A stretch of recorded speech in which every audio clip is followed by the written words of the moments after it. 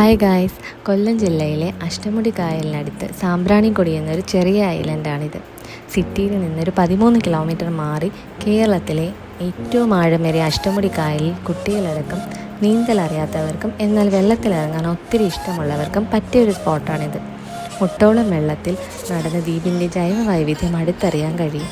Sambranikodi boat ജെട്ടിയിൽ എത്തിക്കഴിഞ്ഞാൽ ഒരു 150 രൂപ ടിക്കറ്റിൽ ബോട്ട് സർവീസ് ലഭ്യമാണ്.